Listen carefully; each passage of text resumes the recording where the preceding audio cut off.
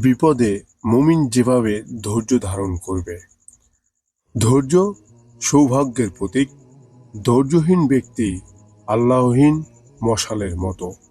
ধৈর্য জন্মগত কিংবা পৈতৃক সূত্রে পাওয়া কোনো কিছু নয়। কেউ যদি নিজেকে ধৈর্যশীল বান্দা হিসেবে গড়ে তুলতে চায় তাহলে তার জন্য সম্ভব। কারণ ধৈর্য এমন ফুল যা সব জায়গায় সুবাস ছড়ায়। আল্লাহ তাআলা কোরআনের বিভিন্ন জায়গায় ধৈর্যশীলদের প্রশংসা করেছেন। আল্লাহ তাআলা বলেন, আর তোমরা আল্লাহ ও তার রাসূলের আনুগত্য করো এবং নিজেদের মধ্যে ঝগড়া করবে না। করলে তোমরা সাহস হারাবে এবং তোমাদের শক্তি বিলুপ্ত হবে। আর ধৈর্য ধারণ করো, নিশ্চয়ই আল্লাহ ধৈর্যশালীদের সঙ্গে আছেন। সূরা আনফাল আয়াত সংখ্যা 46। অন্য আয়াতে আল্লাহ তাআলা বলেন, আর আমরা তোমাদের অবশ্যই পরীক্ষা করব কিছু ভয়, ক্ষুধা এবং ধন সম্পদ, জীবন ও ফসলের ক্ষয়ক্ষতি দ্বারা। আর আপনি সুসংবাদ দিন ধৈর্যশীলদের। সূরা বাকারা আয়াত সংখ্যা 155।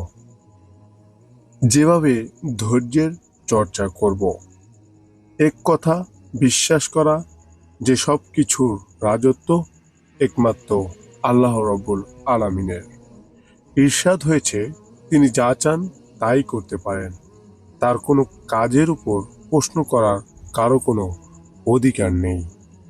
আল্লাহ তাআলা বলেন, তিনি যা করেন সে বিষয়ে তিনি জিজ্ঞাসিত হবেন না, বরং তাদের জিজ্ঞাসা করা হবে। সূরা আম্বিয়া আয়াত সংখ্যা 23। সব বিষয়ে আল্লাহর কাছে লিপিবদ্ধ আছে। আমার কখন কোন মুসিবত আসবে তা আল্লাহর কাছে লিপিবদ্ধ রয়েছে। অসুস্থতা, দারিদ্র্য, দুঃখ, বেদনার যাবতীয় কল্যাণ অকল্যাণ সবকিছু আল্লাহর কাছে লিপিবদ্ধ রয়েছে। এই ধারণা একজন মুমিন সর্বদাই পোষণ করে। ইবনে আব্বাস থেকে বর্ণিত, যদি সব উম্মত তোমার কোনো উপকারের উদ্দেশ্য ঐক্যবদ্ধ হয় তাহলে ততটুকু উপকার করতে পারবে যতটুকু আল্লাহ তাআলা তোমার জন্য লিখে রেখেছেন। অন্যদিকে কেউ যদি সব উত্তম তোমার ক্ষতি করার উদ্দেশ্যে একতাবদ্ধ হয় তাহলে ততটুকু ক্ষতি করতে সক্ষম হবে যতটুকু আল্লাহ তাআলা তোমার তকদিরে লিখে রেখেছেন। কলম তুলে নেওয়া হয়েছে এবং লিখিত কাগজও শুকিয়ে গেছে। তিরমিজি শরীফের হাদিস 2516 নম্বর পৃষ্ঠা। একথা বিশ্বাস করা, পৃথিবীতে যত মানুষ এসেছে কেউই আপদমুক্ত নয়। ছোট বড় বিপদে সবাই আক্রান্ত হয়েছে। এ দুনিয়া বিপদের জায়গা, তাই এমন ধারণা পোষণ করা যে আমার কোনো ধরনের বিপদ আপদ আসবে না তা চরম ভুল। বরং এর মধ্যে বেঁচে থাকতে হবে। আল্লাহ তাআলা কখনো কখনো পরীক্ষার জন্য বিপদ দিয়ে থাকেন, আবার গুনাহ মাফ করার জন্য বিপদ দিয়ে থাকেন, বান্দাকে আরো আল্লাহর নৈকট্য করে তোলার জন্য বিপদ দিয়ে থাকেন। আল্লাহ তাআলা বলেন, মানুষ কি মনে করেছে যে আমরা ঈমান এনেছি? একথা বললে তাদের পরীক্ষা না করে অব্যাহতি দেওয়া হবে। সূরা আনকাবুত আয়াত সংখ্যা 2-3। বান্দা যেন বিপদে পড়ে আল্লাহর কাছে ফিরে আসে, সেজন্য আল্লাহ বান্দাকে ছোট বড় বিপদ দিয়ে থাকেন। এ বিশ্বাস স্থাপন করা।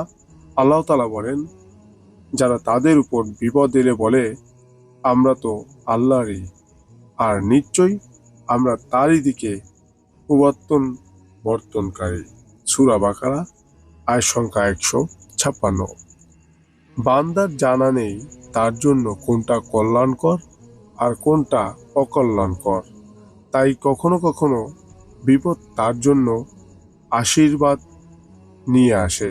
আল্লাহ তাআলা কোরআনে স্পষ্ট করে বলেছেন, তোমরা যা অপছন্দ করো হতে পারে তা তোমাদের জন্য কল্যাণকর এবং যা ভালোবাসো হতে পারে তা তোমাদের জন্য অকল্যাণকর, আর আল্লাহ জানেন তোমরা জানো না। সূরা বাকারা আয়াত সংখ্যা 216। একথা চিন্তা করা যে দুনিয়া কারো স্থায়ী জায়গা নয়, বরং এটি একটি স্টেশনের মতো। তাই ছোট ছোট মুসিবতের উপর যদি ধৈর্য ধারণ করি, তাহলে আল্লাহর এর জন্য অনেক বড় বিনিময় দান করবেন।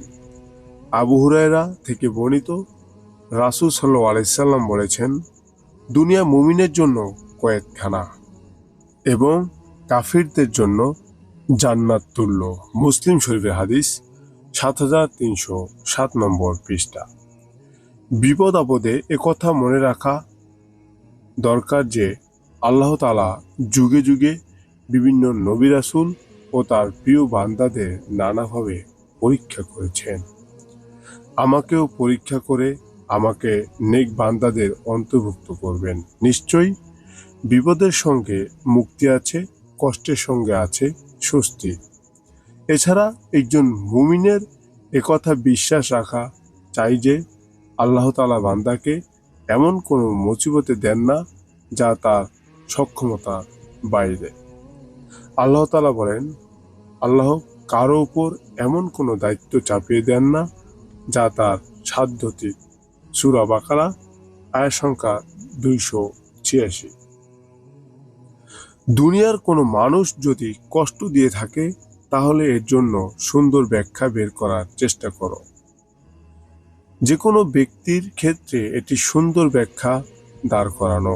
যেমন, কোনো ব্যক্তি আপনাকে রূঢ় ভাষায় আক্রমণ করেছে, আপনি মনে মনে ভাবলেন লোকটা মনে হয় এমনিতেই রাগী, তাই আমার সঙ্গে এভাবে কথা বলেছে, তার স্বভাব এটা।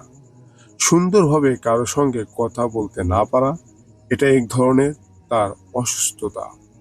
এছাড়া যারা ধৈর্যশালীদের সংস্পর্শে যায়, তাদের মধ্যে এই গুণ ধীরে ধীরে চলে আসবে। আল্লাহ তাআলা আমাদের সবাইকে ধৈর্যশীল বান্দা হওয়ার তৌফিক দান করুন, আমিন। সম্মানিত সুধী, আমাদের বাংলাদেশের বর্তমানে বন্যার পরিস্থিতি খুবই ভয়াবহ। তাই আমরা সবাই আমাদের জাতি হিসেবে, আমরা বাংলাদেশি মানুষ হিসেবে আমাদের পাশে থাকা দরকার এবং তাদের জন্য সাহায্য করা দরকার। কারণ একজন মুসলমান মানুষ, তার যে কোনো জাতি হোক, তারা জাতি বিভেদ ভুলে সবাইকে সবাই সাহায্য করবে এবং মানুষের বিপদে সময় সবাই পাশে থাকবে। এটাই একজন মুসলমানদের বড় ধর্ম, তার ঈমান।